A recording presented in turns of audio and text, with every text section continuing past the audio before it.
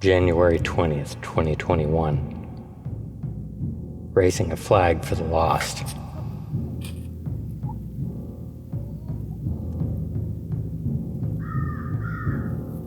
Last spring, I'd recently hatched 4 baby chicks and was raising them in a separate coop from the flock. Chickens can be very aggressive, especially to newcomers. So I let time do its thing and the chicks to grow. They grow fast.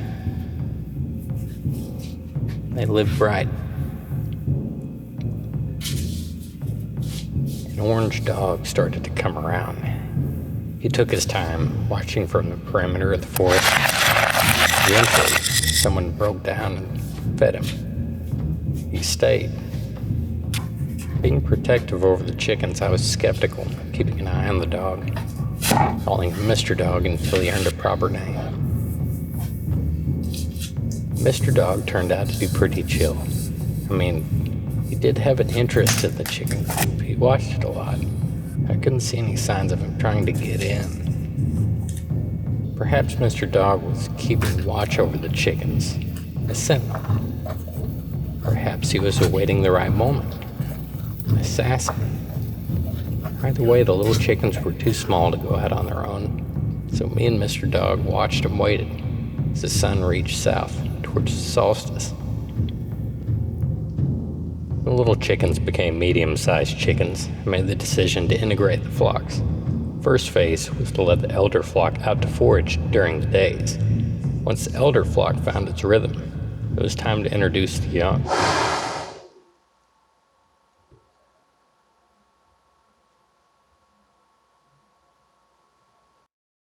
Knowing chickens, there was no avoiding confrontation.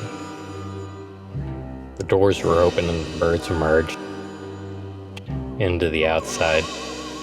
Soon enough, Bertha and her offspring found each other, locking eyes for the first time. They just stared at each other. But before I could finish the thought in my head, Bertha came down hard, pecking the head of the prodigal. Chaos ensued, noise, feathers, madness. Then again, as quickly as they exploded, they sorted themselves out. The sun goes down blue and comes up red.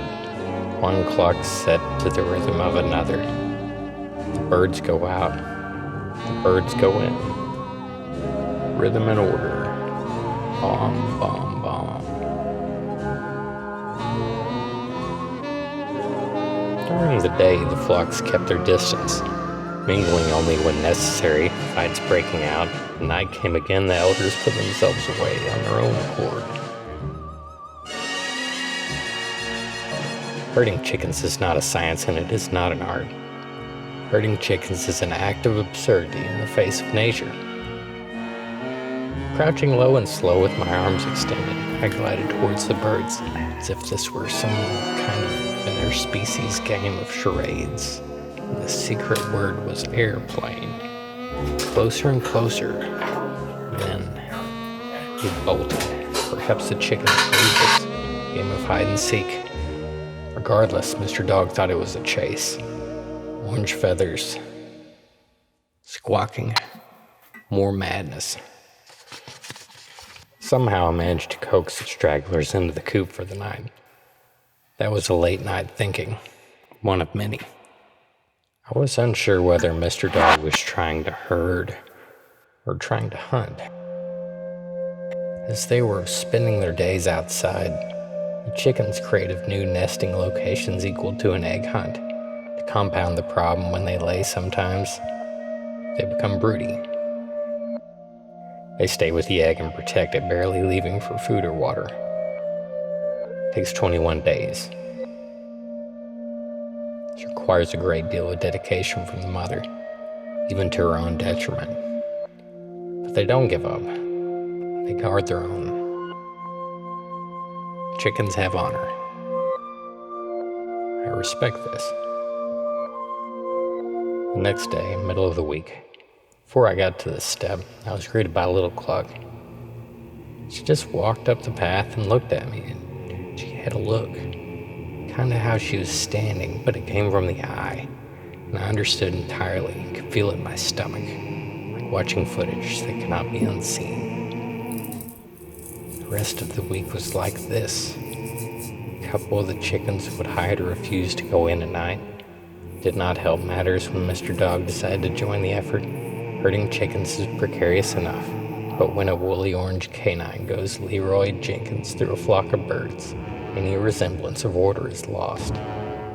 The black rooster bolted in response to the approaching menace. Mr. Dog took pursuit, and they disappeared into the woods. It was dark, searching with flashlights. Stop. Where's the chicken? Where's the dog? Crashing leaves. I turned to the left. Floofy and the dog spring from nothingness into being, me chasing dog, dog chasing chicken into the abyss. Then it was quiet again. Then they were gone. After looking some time longer, I lost some. Returning to the house, I tried to collect my thoughts. In a few minutes, Mr. Dog came back. Without hesitation, I interrogated him with a flashlight, looking for blood, feathers, and lies. His eyes were simply electric in the flashlight, primal, beautiful. Something tells me mine may have been too. The dog was clean, but I still wasn't happy with him. Early the next morning, the black rooster could be heard crowing from the woods. I put down my coffee and suited up to retrieve him. He was soon found wandering back and forth, looking absolutely clueless. It was a long, drunken parade meandering back up the mountain on the trail of the midnight rooster. We made it back up. The morning was clear. I drank my coffee on the porch and watched the flock make their way through the backyard, near the perimeter of the woods, like a play unfolding before me. A pastoral suite. Two flocks together. I forgot what harmony was like. Then I heard the alarm crow. This time I could see. Mr. Dog sat to the far edge. The birds crossed the middle. The rooster crowed and the flock dissipated. Orange streaks sucked into the sky like the rapture. It was a hawk. We lost 7 that spring. Material exploration can be a search, an act of healing, an act of creation. Catharsis is the flow. We can speak. We can process. We can raise a flag for the lost. Rest in peace.